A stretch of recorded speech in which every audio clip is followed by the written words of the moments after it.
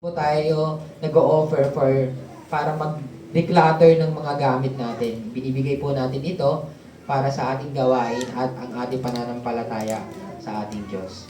Kung meron po kayong mga bagay na hanggang ngayon hindi pa natin nasusuko, kasama po dito yung pag-offer natin, I pray na lahat po tayo ma-practice din yan. No? Si Lord po, sa heart po siya tumitingin, hindi po sa kung anong bagay yung kaya nating i-offer. Minsan kasi meron tayong kung tawagin na peer pressure tayo na kailangan magbigay tayo ng ganitong amount, kailangan sundin natin ito. Pero ang Lord po, sa heart po natin siya nakatingin. So samahan niyo po ako sa panalangin natin ngayong umaga para sa ating offering. Hallelujah Lord God, Panginoon, maraming salamat sa panibagong araw ng linggo na ibinigay mo sa bawat isa sa amin, Lord. Lord, salamat sa mga pagpapalang hanggang ngayon, Panginoon, at natatamasa namin, Panginoon. Salamat, Lord God, at patawarin mo kami sa mga bagay na inisip namin kulang kami, Panginoon, lalo na sa mga financial namin, Panginoon, sa lakas namin, Lord God, I pray na sa iyo lang namin mahanap at ang bagay na yun, Panginoon, at tulungan mo kami, Panginoon, na isuko ang mga bagay na yun sa inyo, Lord God. Lord, samahan po kami sa magdadaang oras, Panginoon, ng linggo. Lord God, maging sa aaralin namin salita mo, Lord God, pagpalain mo ang bawat isa, Panginoon, at huwag mong hayaan, Panginoon, na lumabas ang bawat isang walang dala-dala, Panginoon, na salita mula sa iyo, Panginoon. Ito po ang aming tamang dalangin sa pangalan ni Jesus. Amen.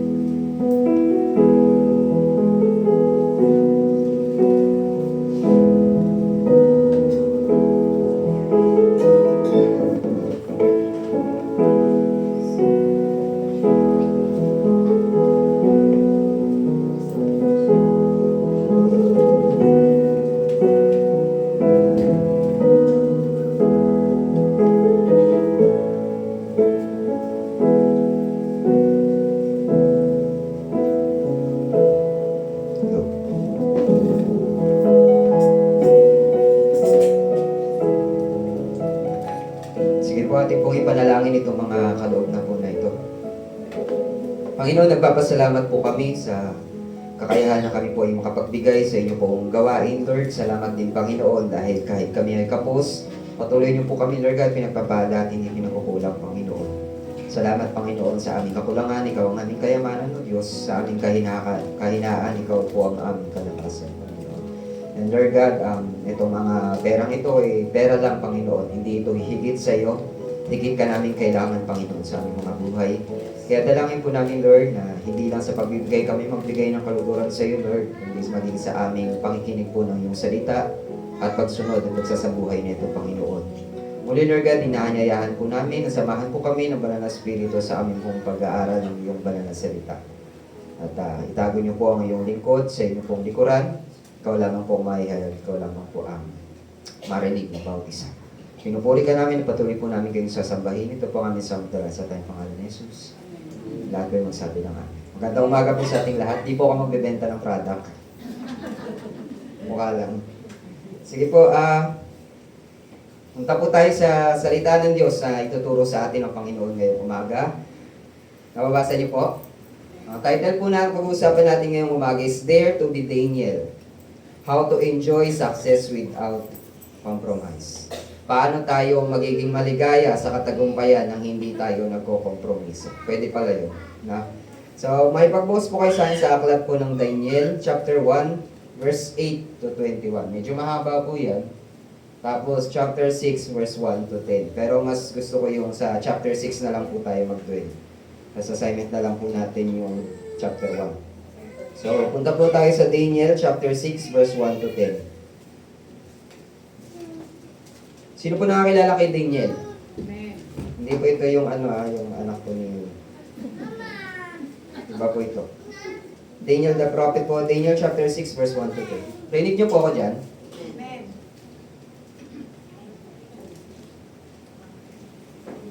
Sige po, basahin po natin ang salitan ko na dyan. Si Haring Dario ay pumili ng 120 pinuno ng mga rehiyon sa buong kaharian. Verse 2, pabasa po.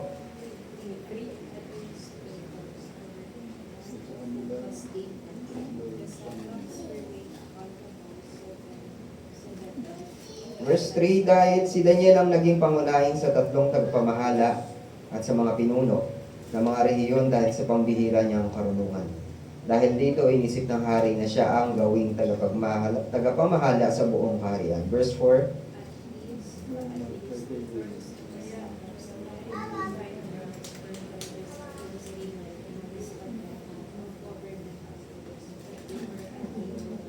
nasa chapter 6 po tayo Magkakaiba kasi version na. magkakaiba ng version. Sige. Basahin mo na lang ng dire-diretso. Sige po, basahin ko na lang diretso para. Mike. Sige po, basahin po natin sa verse 1. Si Haring Dario ay pumili ng 120 pinuno ng mga rehiyon sa buong kaharian. Pumili rin siya ng tatlong mamamahala sa mga pinuno ng rehiyon at mga ngalaga sa kapakanan ng hari. At isa rito si Daniel. Verse 3, si Daniel ang naging pangunahin sa tatlong tagapamahala at sa mga pinuno ng rehiyon dahil sa pambihira niyang karunungan. Dahil dito, inisip ng hari na siya ang gawing tagapamahala sa buong kaharian. Verse 4, kaya ang dalawang kasama niyang tagapamahala at ang mga pinuno ng mga rehiyon ay humanap ng mabibintang kay Daniel, upang wag matuloy ang magandang balak ng hari para sa kanya. Ngunit wala silang makitang dahilan sapagkat laging matapat si Daniel sa kanyang tungkulin. Ulitin ko lang yun, yung verse na yun. Ngunit wala silang makitang dahilan sapagkat matapat si Daniel sa kanyang tungkulin. Verse 5, kaya't sinabi nila, wala tayong maibibintang sa kanya maliban sa mga bagay na may kinalaman sa kautusan ng kanyang Diyos. Verse 6, nagkaisa silang humarap sa hari. Sinabi nila, mabuhay ang Haring Dario. Verse 7, kami pong mga tagapamahala ng kaharian, mga pinuno ng mga rehiyon at mga tagapayo, ay nagkakaisa ng palagay. Mabuti ipag-utos ninyo sa loob ng 30 araw ay walang sasamba o mananalangin sa ibang Diyos o tao liban sa inyo. Sino mang hindi susunod sa utos na ito ay uhulog sa kulungan ng mga leyon.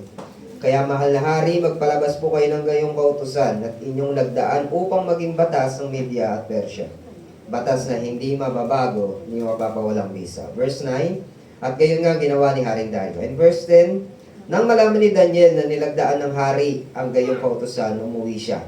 Lumuhod siya at nanalangin at nagpasalamat sa kanyang Diyos sa isang silid sa itaas ng kanyang tirahan, sa may bukas na bintanang nakaharap sa Jerusalem. 3 beses niyang ginagawa ito maghapon, gaya ng kanyang kinaugulan. Nagpala po ng Panginoon pagbasa ng kanyang salita. Masala po na nagets natin yung yung story, yung nangyayari po dun sa binasa natin. So ngayon po, sa panahon po natin ngayon, napakadaling magtagumpay, napakadaling sumakses. Basta marunong ka makisama sa sistema ng mundo. Basta marunong ka magkompromiso, madali ka magtatagumpay. Kung gusto mo ng kapangyarihan, gusto mo ng karangyaan, o gusto mo ng kayamanan, madali po makuha yun basta marunong kang sumabay sa agos ng mundo. Kumbaga, ang sinasabi sa atin ng mundo is diskarte lang. Diskarte lang. Kuminsan po, ang sukatan ng tagumpay natin ay kung gaano tayo kagaling magkompromiso. Marami pong Kristiyano handa nilang isuko yung kanilang prinsipyo para kapalit ng posisyon, kapalit ng pera, kapalit ng kasikatan. At totoo po ito na nangyayari sa mundo natin ngayon. Sa Amerika po, sa White House, kay Donald Trump, marami pong mga huwad na propetang nakapaligid sa kanya. At marami din po mga dating biblical sound preacher na sa nagtuturo ng salita ng Diyos, mga tapat, nandun na rin po nakikisiksik para sa political power. Sa nakakalungkot po na salita, they compromise. Sabi po ng Bible sa atin, huwag natin babatiin ang mga huwad na guro. Pero doon makikita natin sila, ngiting-ngiti pa sila kasama ng mga false teacher. Kasabay kumain at may mga pabeso-beso pa. Sa gitna po ng mundong puno ng tukso at kompromiso, kagaya ng binasa natin, merong isang lalaking tumindig ng matuwid. Merong isang tapat, naglingkod sa Diyos na hindi siya nag-compromise sa kabila po ng tukso sa kanyang paligid. At yun po yung pinag-aralan natin o binasa natin na si Daniel. Para po bigyan kayo ng konting background, si Daniel po ay isang Hudyo. At siya po ay dinala bilang bihag ng mga Babylons.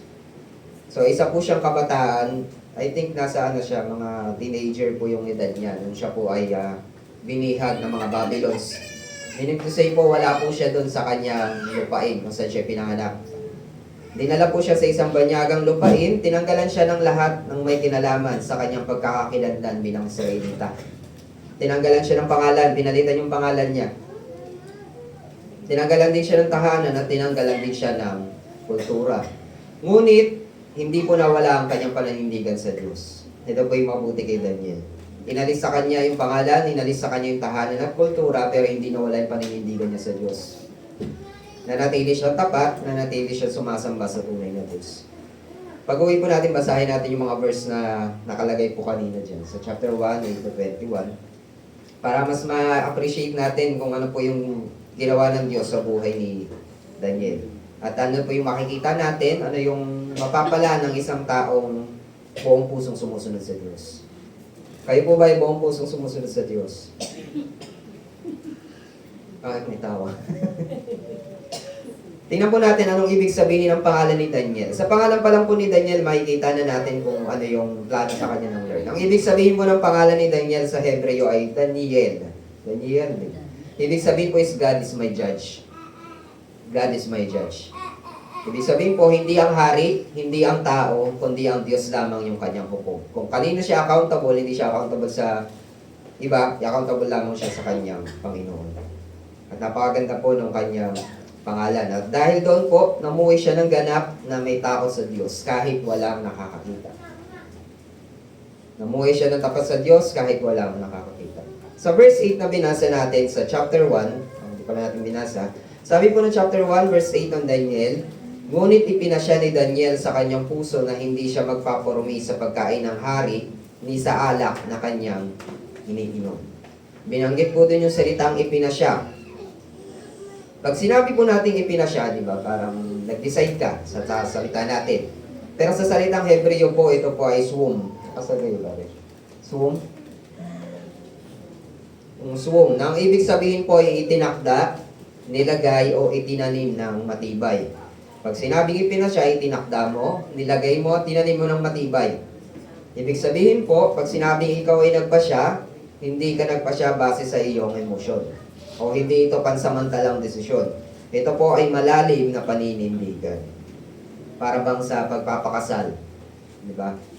Hindi ka nag-decide dahil gusto mo lang tapos yung nakita mo na yung pangit na ugali, ayaw mo na. Hindi po pansamantalang desisyon ng pag-aasawa. Ito po ay malalim na paninindigan. Ayan. Ayan po yung equivalent word po nung sa ipinasya, swum. Isa siyang desisyon na hindi kayang galawin ng pressure, ng opinion ng tao o ng banta ng kapahamakan. Ganyan siya katatag. Ganyan katatag ang ibig sabihin pag sinabi pong ipinasya. Hindi ka kayang galawin ng pressure, hindi ka kayang baliin ang opinion ng tao at hindi kayang sirain kahit ang banta ng kapahamakan.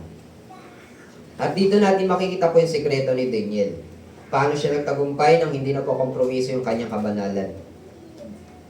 Tayo po mga Kristiyano, tinawag po tayong mamuhay ayon sa kabanalan ng ating Panginoon. Amen po ba kayo doon? Amen. So ngayong umaga po, tuturuan tayo mula sa buhay ng salita ng Diyos kung paano tayo mamumuhay na nagbibigay ng kaluguran sa ating Panginoon. So bilang unang punto po, sabi po dito, meron akong 4. Si Daniel po ay taong may layunin. He is a man of purpose. Si Daniel ay taong may layunin.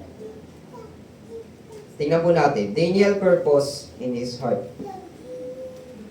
Next po. Ayan. Si Daniel po ay dinala sa Babylonia bilang isang bilanggo.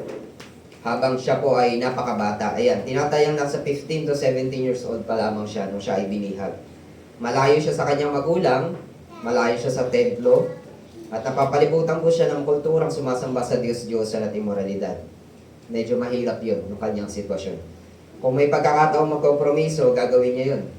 Madaling gawin po yun. Para bang sa panahon natin ngayon, napapaligiran ka ng mga adik. Mahirap mabuhay kapag yan po yung nasa paligid natin.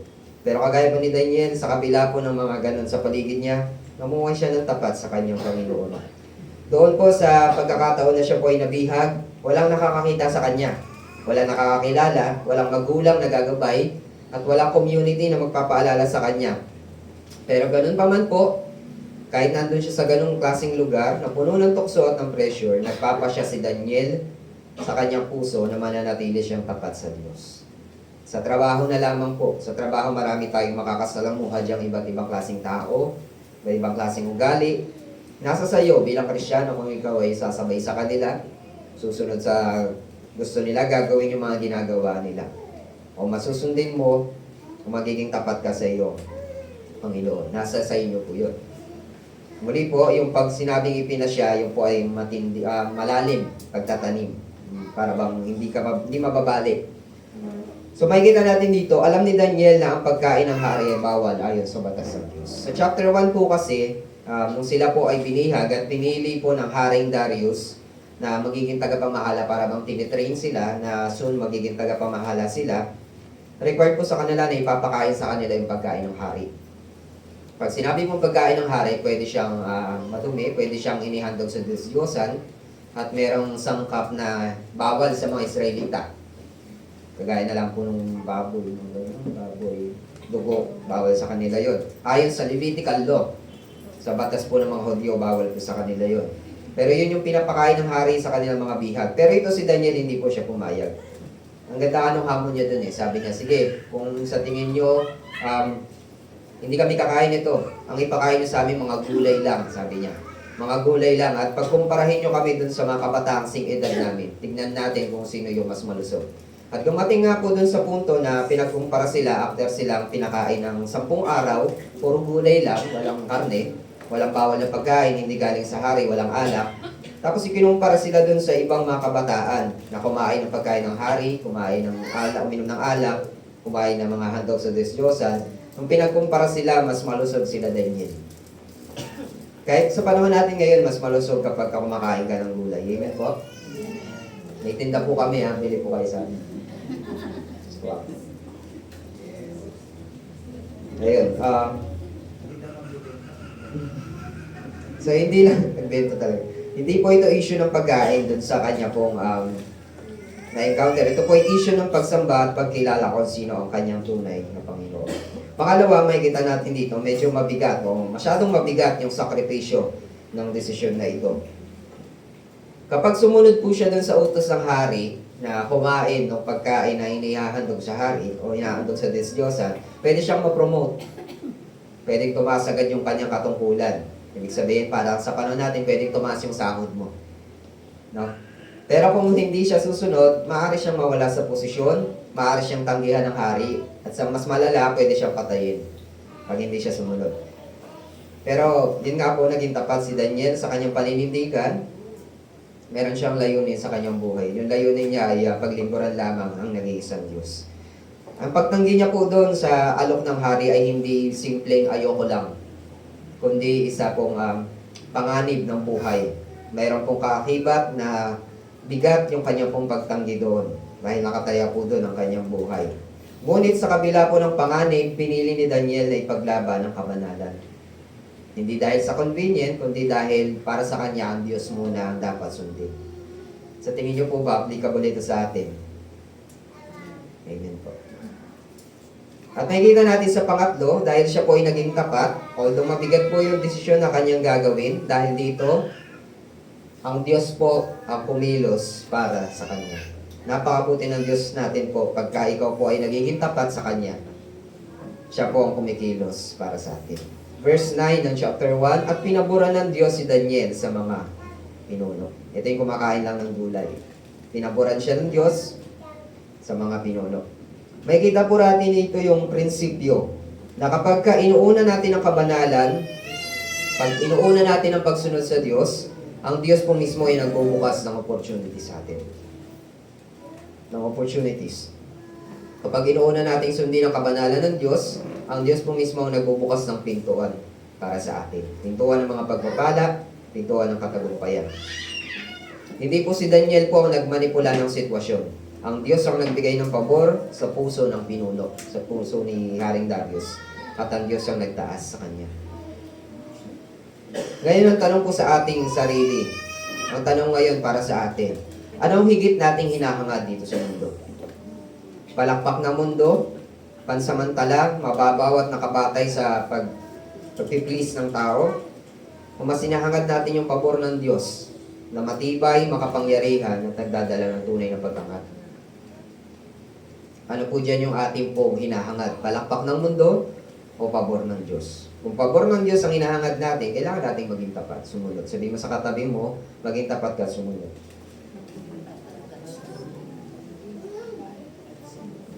Ang buhay po ni Daniel ay paalala na ang tunay po na tagumpay ay hindi nakukuha sa kompromiso, kundi sa puso na handang tumayo para sa Diyos kahit mahirap.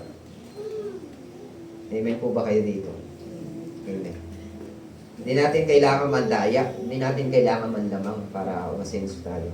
Kailangan natin maging tapat at sumunod sa ating Panginoon kahit mahirap. Kahit mahirap. Ano pong application sa ating mga Kristiyano ito? Kung si Daniel ay may purpose, may layunin, Christian application have a purpose that honors God. Second point. Magkaroon tayo ng layunin na nagbibigay po ng kaluhuran sa ating Diyos. Ang taong walang layunin ay madaling hilain ng mundo. Madali siyang madayak. Pero ang pag ang isang tao ay may layunin, which is yung unahin ng Diyos sa Mateo 6:33, seek first the kingdom of God and His righteousness, and all these things shall be added unto you. Binibigyan po tayo ng Diyos ng direksyon, ng disiplina, at ng dignidad pag inuuna natin ang Diyos. Mga kapatid, wala pong masama sa tagumpay. Wala pong masama sa tagumpay. Hindi against ang Diyos sa success. Pero kung ang success natin, ang tagumpay natin ay walang kabanalan, ito po ay kabiguan sa harap ng ating Diyos. Kaya simple. Hindi ako sabihin. Ang tagumpay natin, pag walang kabanalan, ito po ay kabiguan sa harap ng Diyos. Makamit mo man ang kayamanan, lahat ng kayamanan sa mundo. Kung wala kang kabanalan, kabiguan pa rin po yun sa harap ng Diyos. So, unahin po natin siya mismo ang magdadala sa atin sa lugar ng pagpapala. Pangalawang punto na makikita po natin sa buhay ni Daniel. Si Daniel ay may taong may paninindigan. Yan. He is a man of principle. Si Daniel ay taong may paninindigan. Kagaya nung binasa natin kanina, nag-refuse o tinanggihan ni Daniel yung mga pagkokompromiso base sa kanyang conviction. He refused to compromise his conviction. Next one. Sabi dito, si Daniel ay hindi lang may layunin, mayroon din siyang paninindigan. Una, sa kanyang kabataan. Ayan po. Sa kanyang kabataan. Tapos may mga verse po ko dyan na pwede niyong tignan. Sa kanyang kabataan, tumanggi siyang kainin yung pagkain ng hari. Yan yung mga inaalok sa Diyos-Diyosan. No? Mga pagkain bawal sa kanila, tinanggihan niya yan. Sa kanyang katandaan, hanggang sa kanyang pagtanda, siya po ay naging tapat. Siya po ay nanindigan. Tumanggi siyang tanggapin yung handog ni Belshazzar. Mababasa niya sa Daniel chapter 5, verse 13 to 17. Actually, hindi lang si Daniel, maging yung kanyang tatlong kasama, si Shadrach, Meshach, at Abednego. Naging tapat sa Panginoon. Nung sila po ay di ba, sabi, sambahin niyo sambahin niyo yung rebulto na ipinatayo. Sabi nila hindi sila luluhod maliban sa kanila, Panginoon. At hinagi sila dun sa pugon. Silang tatlo, sinilaban, pero hindi sila nasunog. Kasama, may pang-apat na tao silang nakita doon, which is ng ating Panginoon. Sa panahon din po ng pagbabanta sa buhay ni Daniel, anong ginawa niya po doon? Tumanggi po siyang itigil yung kanyang pananalangin. Meaning to say, mas lalo siyang nagpe-pray sa kabila ng pagbabanta. Makikita natin sa buhay po ni Daniel kung sino siya dun sa sitwasyon na yon. Siya talaga yon. Totoong-totoo si Daniel sa kanya pong pagkatao. Pareho siya sa pribado, pareho din po siya sa publiko. Parang sa atin po, kung gano'n siya kabait sa church, gano'n din siya kabait sa labas. Ganon. Hindi po siya pretentious. Totoo siya sa kanyang sarili. He is a man of principle. Ang salitang principle po ay mula sa Latin na principium. Na ang ibig sabihin po ay ugat, pinagmulan o pundasyon. Yan yung ibig sabihin po. Galing siya sa Latin na salita. Principium. Ibig sabihin po, ang taong may prinsipyo ay ang taong may matibay na ugat. Hindi literal na ugat, pero matibay na paninindigan. Hindi siya natitinag kahit anong ihip ng mundo. Pag sinabing masama, pag sinabing bawal, kahit anong mangyari, hindi niya yun gagawin. Ganun po ba tayo? Makita natin bawal tumawid dito. May overpass, nakakatamad umakay sa overpass. Bawal tumawid, tapos tumatawid yung iba. Tatawid ka, hindi.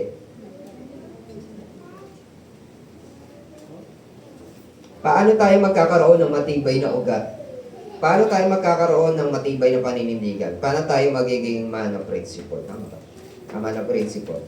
Una po, kailangan tama yung pinagmulan. At saan magmumula yun? Sa salita ng Diyos. Hindi po ito galing sa ating emosyon, hindi po ito galing sa opinyon ng barkada o sa kultura ng ating mundo. Ang tunay na prinsipyo ay nakaugat sa Biblia o sa salita ng Diyos. Kapag malino sa salita ng Diyos na bawal, pag sinabi ng salita ng Diyos sa illegal, hindi tama, masama, huwag na natin i-justify. Mahal ko siya bawal nga, may asawa ka nga. Pag sinabing bawal, bawal. Ibig sabihin po, ang taong inugat sa buhay, o inugat ang buhay sa salita ng Diyos sa isang taong matatag, matibay, at mabunga. Matatag, matibay, at mabunga. Pangalawa, makikita natin, kailangan po ng malalim na commitment. Kung gusto nating maging isang taong may prinsipyo sa buhay, kailangan natin ng malalim na commitment. Si Daniel po hindi siya basta nagde-decide. May layunin siya sa kanyang puso. Si Daniel hindi siya yung, sige, try ko. Sige, try ko kung effective. Kundi isang hindi matitinag na desisyon yung ginagawa niya sa harap ng kanyang Panginoon. Kung gusto po natin magkaroon ng matatag na prinsipyo, magsisimula po ito sa malinaw na desisyon. For example, hindi ako bibigay kahit lahat sila ginagawa nila. Lahat sila umiinom, lahat sila tumitikim, lahat sila nagdodroga, lahat sila gumagawa ng masama. Pero hindi ako gagaya. Hindi ko gagawin kung ano po yung ginagawa nila. Meron kang malinaw na desisyon sa iyong sarili. Nagmumura lahat ng classmate mo sa school. Nanindigan ka na hindi ka magmumura din. Kaya naman, di ba? Hindi ako gagawa ng kasalanan kahit wala nakakakita. Pipiliin ko ang Diyos kahit may kapalit. Ayan po yung mga samples lang po na magkaroon tayo ng malinaw na desisyon. Kapag wala po tayong malinaw na desisyon, kagaya po nito na pinipili natin ang Diyos, meaning kasi wala tayong ugat. Madali tayong madaya. Pangatlo, kailangan natin ng disiplina. Kailangan natin ng disiplina. Paulit-ulit na pagsunod sa maliliit na bagay. Hindi po lumalalim ang ugat sa isang araw lamang po. Gaya ng isang puno, yung pag tinanim mo yung isang buto, hindi kinabukasan may puno agad yan. Dahan-dahan yan, at dapat consistent ka sa pagdidilig, dapat may disiplina. Kagaya din po sa ating mga Kristyano, yung araw-araw po na pagbabasa ng salita ng Diyos, yung regular na pagpipray, yung pagpili ng tama kahit maliit na bagay, yung pag-iwas sa mga bagay na nagpapahina sa ating spiritual life, yung po yung mga disiplina na humuhubog sa ating ugat. Kung doon po nagiging tapat tayo, asahan po natin na magiging matibay yung ating ugat. Tayo po yung magiging isang taong may prinsipyo. Pang-apat, kailangan natin ng testing. Siyempre, para lumalim yung ating ugat, kailangan may bagyo, may testing, para malaman kung matibay na. Ganon din po ang ating pananampalataya, humihigpit ang kapit natin kapag tayo po ay sinusubok. Well, may mga tao din po na pag dumating ang pagsubok, talagang nasasway sila ng pagsubok. Umaayaw sila. Pero bilang mga mananampalataya na gusto natin magkaroon ng malalim na ugat sa Panginoon, dapat lagi po tayo kumakapit sa ating Panginoon. Huwag nating katakutan yung pagsubok. Sabi mo sa katabi mo, huwag kang matakot sa pagsubok. Kasi madalas doon ka tumitibay. Sabi po ng James 1:3, ang pagsubok ng inyong pananampalataya ay nagbubunga ng pagtitiis. Gusto natin maging mapagtiis, susubukin tayo sa ating pananampalataya. Pangalawa, people admire persons of principle. Totoo po ito.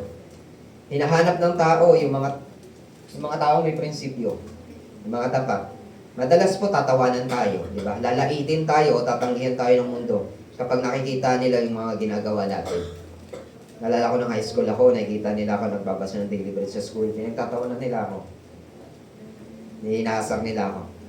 Pero yung mga ganun pong bagay, kasama po sa buhay nating mga Kristiyano.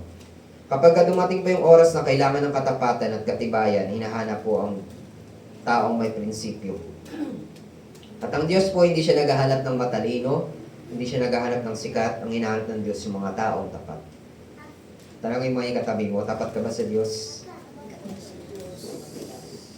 People admires persons of principle. Ganon din po, hinahanap din ng Diyos yung mga taong may tapat na puso. Sa trabaho, sa paaralan, sa ating relasyon, huwag po nating isuko yung prinsipyo natin para lang mapasaya yung lahat. Huwag tayong maging pleaser of men. Pleaser of men.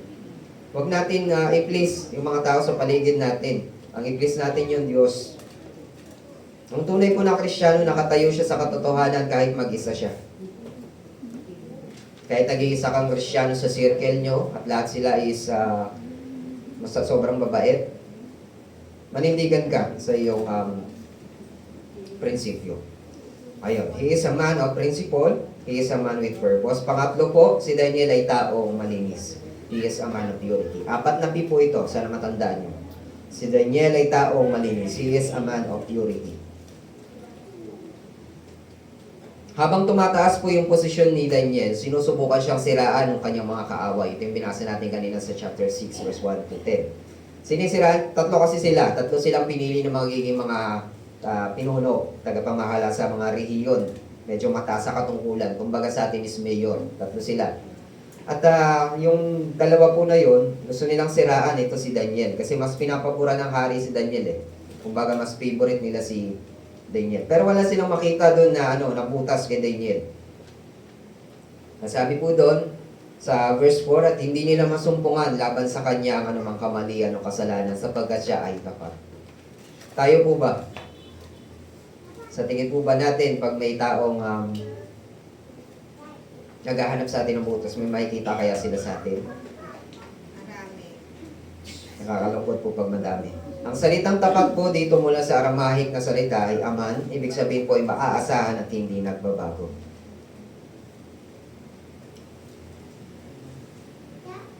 Pinagkatiwalaan po siya ng hari, pinapaboran siya ng hari dahil yung Diyos yung kanyang inuuna. Dito po kay Daniel wala tayong mapupuna. Kung sa atin may mapupuna ang tao, kay Daniel wala tayong mapupuna. Dahil totoo siya sa kanyang ginagawa, tapat siya sa kanyang Diyos.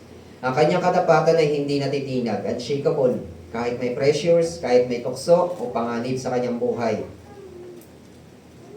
Yung mga kasama niyang tagapamahala, itong dalawa, dahil sa inggit, nagpaplano sila ng, para sirain ito si Daniel. Tapos yun nga, sabi nila dun sa haring Darius, mag-issue ka ng decree na magbabawal sa sinuman na lalapit sa kanilang Diyos o mananalangin maliban sa iyo sa loob ng 30 days. Ibig sabihin, sabi ng dalawa, gawin mong batas ito, walang magpipray, walang tatawag sa Diyos, walang sasamba sa Diyos sa loob ng 1 buwan, maliban sa inyo. At dahil po doon, pinirmahan ng hari yung batas na yun. At pag pinirmahan po ng hari, hindi na po yun pwedeng baguhin. At nung nalaman ni Daniel yung kautusan na yun, na ginawang batas yung utos na yun, natakot po ba siya? Nagbago po ba siya? Hindi. Pumasok siya sa kanyang kwarto at patuloy siyang nanalangin sa Diyos. Nakita niyo yung respond po ni Daniel sa kabila po ng pagbabanta. Hindi siya natakot, hindi din siya nagbago, nanindigan siya, tumawag siya sa kanyang Panginoon. Alam niya may bantay sa paligid, alam niya may sisira sa kanya. Sinusubaybayan yung kanyang galaw. Ngunit dahil siya ay taong may prinsipyo at tapat, hindi po siya nagbago. Kahit na pinipilit siya ng sitwasyon na hindi na sumunod sa batas ng tao, hindi siya sumunod dahil alam niya ang ito ay laban sa kanyang Diyos. At makikita natin mula dun sa story na yun, kung tatapusin natin yung chapter 6, dahil sa kanyang paninindigan, ang resulta ng katapatan ni Daniel, ano sa tingin nyo? Dahil naging tapat siya sa Diyos. Sinunod niya ang Diyos, hindi siya natakot sa mga tao, hindi siya natakot sa pagbabanta, naging tapat siya, meron siyang prinsipyo, meron siyang paninindigan sa tama. Ano sa tingin niyo yung naging resulta ng kanyang katapatan? Pagpapala ba? Blessing ba? Pag-iingat? Ano po sa tingin niyo? Kung babasahin niyo yung kwento, hinulog lang naman siya sa ano? Pinasok lang naman siya sa isang yungib ng mga leon. Dahil naging tapat siya, dahil sumunod siya sa Panginoon, pinasok siya sa isang kulungan na puno ng mga leon. Imagine nyo kung kayo po yung si Daniel. Nakita na ba kayo ng leon in person? Di ba? Pag nagagalit po kayo, hindi ba kayo parang leon? Di ba? Mukha lang, mukha ngayon. Pero kahit nga isang layon lang isang layon lang tapos pinasok ka dun sa kulungan na yun. Diba? Hindi ka tatagal na ng ilang segundo, ilang minuto. Talapain ka agad nun. Pero ang mabuti po dito kay Daniel, pinasok siya doon sa kulungan na yun, na punong-puno ng mga leon, hindi siya dinalaw ng leon. But kasi ang Diyos ang nagligtas sa kanya. Yung kanyang pong pananampalataya, yung kanyang pagsunod, yung kanyang pagiging tapat, ang naging susi para protektahan ko siya ng Diyos. Sa umaga, kinabukasan, inutusan ni Haring Darius yung silipin, yung yungib kung nasaan si Daniel. At sabi ng hari doon, Daniel, buhay ka pa ba? Iniligtas ka ba ng iyong Diyos? At sumagot si Daniel. Sabi, at makikita natin sa story na yon, nag-issue ng bagong utos si Haring Darius. Decree din ito sa buong kaharian. Sabi niya, dahil doon nakita niya, nasaksihan niya yung pagliligtas ng Panginoon kay Daniel, nag-issue si Haring Darius ng batas. Sabi niya doon, ang Diyos ni Daniel ay ang tunay na Diyos na buhay magpakailanman. At ang kanyang kaharian ay hindi mauubos. Siya ang nagliligtas at gumagawa ng kababalaghan. Nakita ni Haring Darius yung kadakilaan ng Panginoon ni Daniel. Ano pong ma-apply natin ito sa buhay natin? Ano pong application ito sa atin? Ang katapatan po at prinsipyo ay nagdadala ng proteksyon at pabor ng Diyos. Kahit pa dumaan ka sa pinakamalaking pagsubok. Ang integridad po ay hindi nasusukat kung may nakatingin o wala. O kung sino ka sa harap ng Diyos. Kundi kung sino ka sa harap ng Diyos. Ang mga taong may prinsipyo tulad ni Daniel ay hinahangaan, pinagkakatiwalaan ng iba.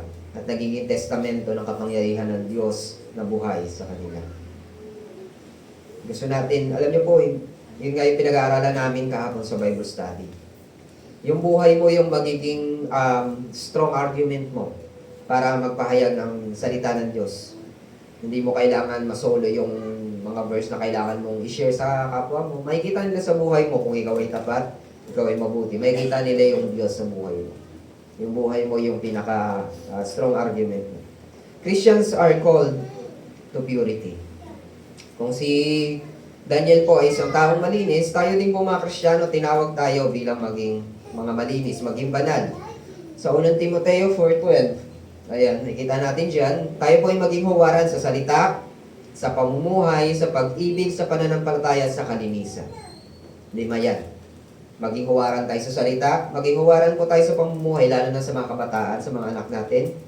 Maging huwaran tayo pagdating sa pag-ibig, sa pananampalataya, at sa kalinisan.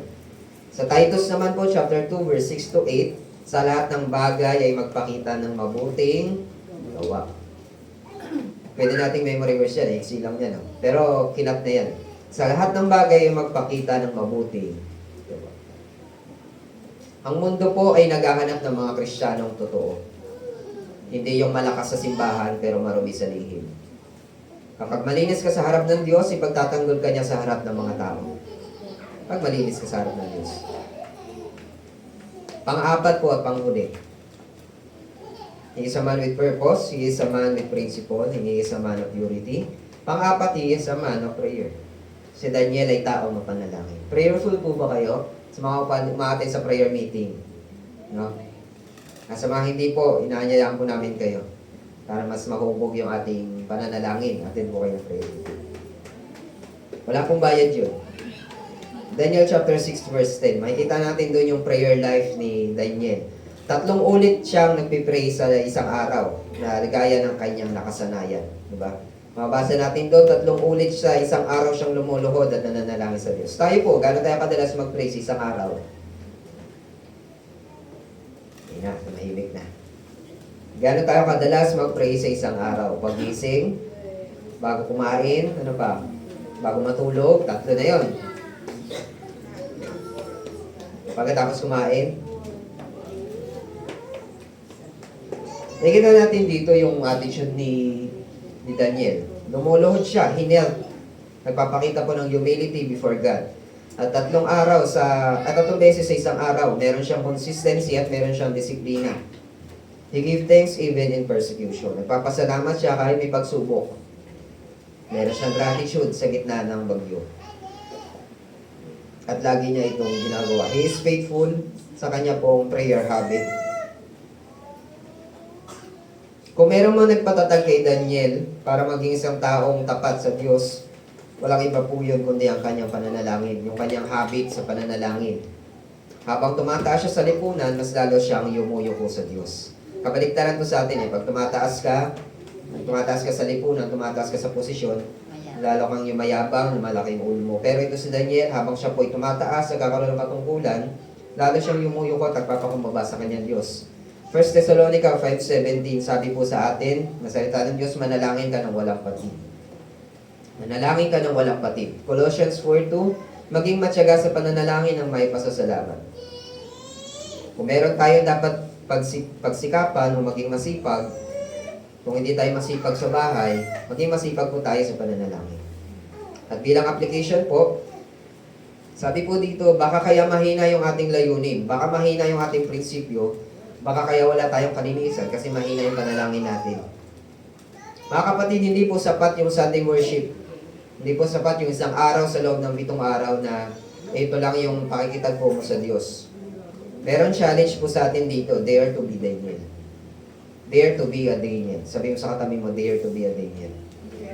Ipanalangin mo sa bawat desisyon mo na ang Diyos po ang lagi nating sinusunod. Bilang conclusion po at pangulit, maraming naniniwala na kailangan makisama ka sa mundo para magtagumpay. Pero ang katotohanan po, ang tunay na tagumpay ay ang mananatiling tapat sa Diyos kahit walang nakakakita. Si Daniel po ay hindi nagtagumpay sa bawat kaharian. Hindi dahil sa talino niya, si Daniel ay naging tagumpay sa bawat kaharian hindi dahil sa matalino siya, kundi dahil hindi siya nagkukompromiso. May tanong sa atin dito. Kapatid, ikaw ba ay may layunin para sa Diyos? Ikaw ba ay may paninindigan sa gitna ng tukso? Ikaw ba ay may kalinisan sa buhay at gawain? Ikaw ba ay may pananampalatayang ipinapakita sa panalangin? Ito po yung challenge sa atin. Dare to be Daniel. Next one. Dare to be a Daniel. Piliin natin magtagumpay pero nananatili tayong banal. Piliin natin maging sikat, pero hindi makasalanan. Piliin natin maging pinagpala, pero tapat sa ating Diyos.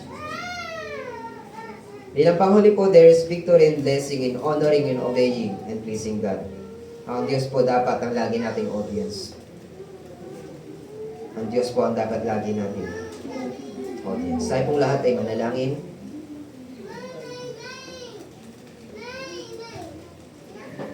Panginoon, nagpapasalamat po kami sa buhay mong salita. Salamat din, Lord, sa buhay ni Daniel, sa buhay ng propetang Daniel, Panginoon. Naging salamin din, Panginoon, pagdating sa pagiging tapat sa iyo, Panginoon. Tulungan niyo po kami, Panginoon, bigyan niyo kami ng pusong tapat, Lord, na sumusunod po sa iyo. Nagiging tapat sa pag-aaral ng iyong salita, nagiging tapat sa pananalangin, nagiging tapat sa pagsunod, Panginoon. Sa kabila, Panginoon, ng tukso at kompromiso sa paligid namin, masasamang habit, masasamang bisyo, bigyan mo kami ng kalakasan, Panginoon, na mapagtagumpayan namin ang lahat ng to at piliin namin palagi na i-honor ka, bigyan ka ng kaluguran sa lahat ng pagkakataon. Muli po, Panginoon, dalangin ko po na itanim niyo po sa aming mga puso at isipan itong kapahayagan mo po sa amin ngayong umaga. Sa paglabas namin, Panginoon, may apply namin ito, may sabuhay namin ito, maging tapat kaming mga Kristiyano, maging mga Kristiyano kaming may layunin, may prinsipyo, Panginoon, nananalangin, Lord God, may paninindigan sa katotohanan. Maraming salamat po. Naniniwala kami ng Banal na Espiritu ang siya mag-equip sa amin, Panginoon, para maging karapat-dapat sa inyo, Diyos. Patuloy po namin dalangin sa aming discussion, Panginoon, na ikaw po ang siyang makasama din namin, Lord God, sa aming po patuloy na pag-review, pag-aaral ng salita. Maraming salamat po. Ito po kami sa magdalaan sa tayong pangalan ng Jesus. Amen. So bago po tayo pumunta sa ating pong mga groupings, nanonood po ba kayo ng balita? May mga banta po na rally, no? Rally para sa against destabilization sa ating pong gobyerno, sa ating pong Pangulo. Ngayon po bilang mga anak ng Diyos, tayo po sama-sama manalangin. Magkaisa po tayo ipanalangin yung ating bansa. Taas po natin yung ating mga kamay. Panalangin natin yung ating bansa sa umagang ito. Hallelujah. Ama namin Diyos ang banal, nagkakaisa kami, Panginoon, sa lugar na ito, bilang iyong anak, bilang mga kapatid na tinubos mo sa iyong dugo, itinataas namin sa inyo yung kalagayan ng aming bansa, especially sa gobyerno namin, Panginoon. Lord, hindi namin kontrol kung ano po man yung mangyayari, O Diyos, sa aming bansa, hindi namin kontrol yung isip ng tao, yung balak ng mga tao, pero Lord God, patuloy kami nagtitiwala na ikaw ang Diyos na laging sovereign sa lahat ng nangyayari sa aming bansa. Kahit sa paningin namin hindi maganda, kahit sa paningin namin masama, Lord God, pero nananatili ka sa iyong trono at hindi ka magbabago. Hindi mo hahayaan, Panginoon, na ang kasalanan, ang kasamaan ay maghari sa bansang ito sa buhay ng bawat isa. Merong katagumpayan, Panginoon, kapag kami ay umaasa at tumatawag sa iyo, O Diyos. Tulungan mo ang bansang ito na tunay na magsisi at kumilala sa iyo, Panginoon. Tinataas ko po sa inyo, Panginoon, yung mga tao, yung mga kaluluwa, Lord God, na nagrarally ngayon, Panginoon, na nagbabalak ng masama. May mga pinaplano, may mga hidden agenda, Lord. At ano man yung naging bunga na ito, Panginoon, Lord, nakakaisa kaming ipanalangin sila sa inyo, na sila po ay mabuksan ang kanilang mga paningin, buksan ang kanilang mga mata, at magkaroon sila ng tunay na pagkilala at pagkatakot sa banal na Diyos na nagbigay ng buhay sa kanila, Panginoon.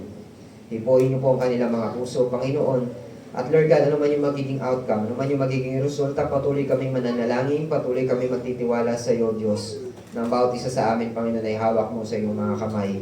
At hindi mo pababayaan, O Diyos, na ang bansang ito, Lord God, ay mapunta sa kamay ng kaaway, Panginoon.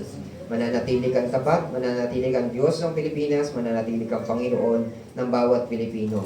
Patuloy po namin dalangin, Lord God, na ikaw po ang siyang kumilos. Send forth your angels, O God, Panginoon, para protektahan ang iyong mga lingkod, protektahan ang iyong simbahan, ang iyong iglesia, Panginoon, sa anumang uri ng pagbabanta, Panginoon. Sa aming Pangulo, O Diyos, ingatan niyo po siya palagi, Lord God, palagi niyo po siyang pagpalain, at niyo siyang gabayan, at surround mo siya, Panginoon, ng mga tao kung may kilala sa iyo, Lord. May mga takot sa iyo, Panginoon. At ano man yung corruption na ito, Panginoon, ano man yung naging bunga, o naging mitya, Panginoon, ng kaguluhang ito, dalangin po namin, Lord God, na mahihayag ang tunay na katotohanan. Magkaroon ng tunay na katagumpayan, magkaroon ng tunay na pagkaresolba sa issue na ito. At patuloy kami magtitiwala muli sa aming Diyos sa may hawak at gumawa ng langit at lupa. Sa inyo po lamang kami umaasa, Panginoon. Kung ano man yung hinihiling namin, Lord God, dalangin po namin, Lord, na ito po ay maging ayon sa kalooban mo. At nagkakaisa kami na let your will be done. Ito yung prayer namin, God. Let your will be done, O God, sa aming bansa, sa aming buhay, sa aming Pangulo, sa gobyerno namin, let your will be done, O God. Dalangin po namin ang inyong pong pagbisita, ang inyong pong pagsama sa aming bansa. Pupuri ka namin, patuloy ka namin sa sambahin. Ito po ang aming samot dalangin. Sa tanging pangalan ng Jesus, ang ating masabi ng Amen. Para po sa discussion po natin, ito po yung ating katanungan. Saang area mo need mag-ingin? At saan ka pinakamadaling magkompromiso? Tapos may mga examples po ko dyan. Pangalawang tanong po is, ano yung what steps o what step of obedience is God calling you to take today? Kahit masakit o mahirap. Tagalogin na lang po sa inyo ng facilitator. Anong klaseng pagsunod yung tinuturo sa iyo ng Panginoon sa umagang ito? Na kailangan mong gawin kahit masakit o mahirap. Sige po, punta po tayo sa ating mga discussion group at palahin po tayo ng Panginoon.